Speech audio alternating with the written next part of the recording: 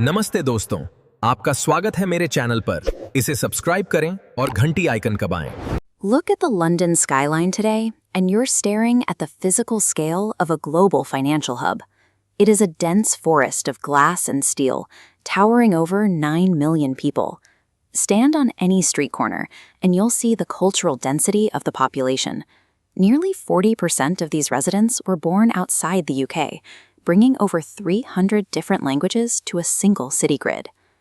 But rewind 2,000 years, and that entire grid disappears. There are no streets. There's only a desolate stretch of tidal marshland, sitting entirely empty. This land was strategically useless for centuries. London didn't grow out of a natural abundance of resources. It was a forced structural imposition, hammered into the mud by a foreign military machine. In 43 AD, 4 Roman legions landed on the coast and pushed inland. They had a specific logistical obstacle. They needed to cross the River Thames to establish supply lines back to the continent. On the ancient Thames, the Romans identified the lowest crossing point before the estuary, hammering a timber bridge into the riverbed.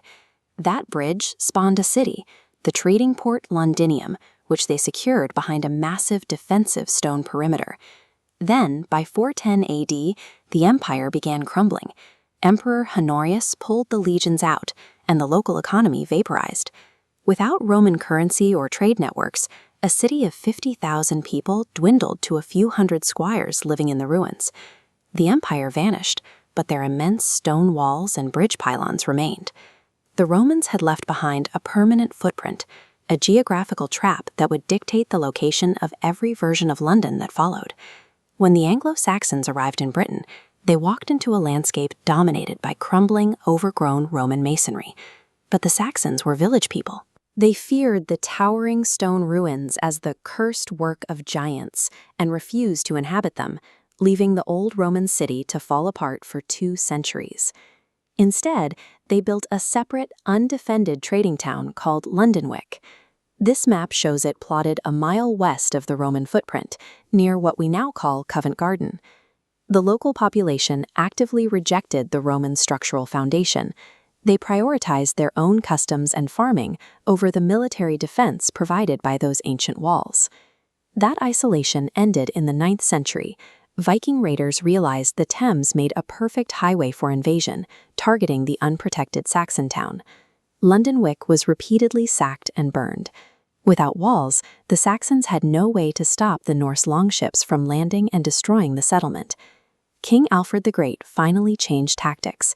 He ordered his people to abandon the Saxon town and retreated back inside the 800-year-old Roman walls to repair the defenses. 2 centuries later, William the Conqueror arrived in 1066.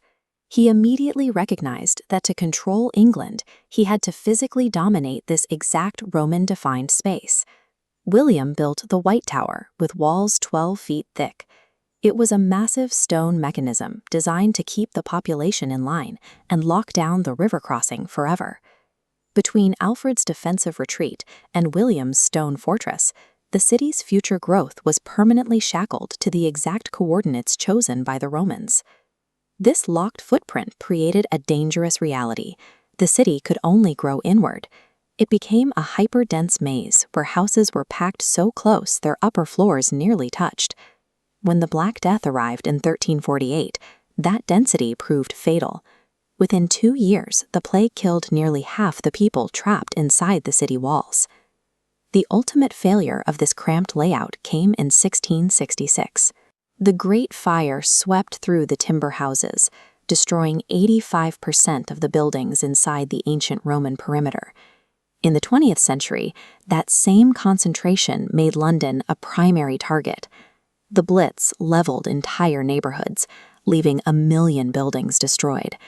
Yet, through centuries of fire and bombs, central monuments remained. St. Paul's Cathedral became a symbol of a city that refused to be erased. Despite repeated total destruction, the population never relocated. They continued to rebuild on the same mud, reinforcing the same ancient boundaries. Post-war rebuilding drove a new beginning. The 1951 Festival of Britain signaled a shift toward a modern identity, even while clearing rubble. That reconstruction was fueled by waves of immigration from the Caribbean and South Asia. By the 1960s, this influx drove the rapid cultural shifts of swinging London, the era of the Beatles and the miniskirt. Today, the financial sector has layered immense glass and steel towers directly over the ancient ruins. Skyscrapers like the Gherkin are anchored into the same ground the Romans first walled off. 9 million people now inhabit this space, speaking 300 languages, while constantly adapting the environment to handle the scale of global trade. The Roman decision to lay down a bridge and a wall 2,000 years ago created a permanent center of gravity. This military footprint remained a fixture of the landscape, drawing in the world's people and ideas for 2,000 years. Like, comment and subscribe my channel.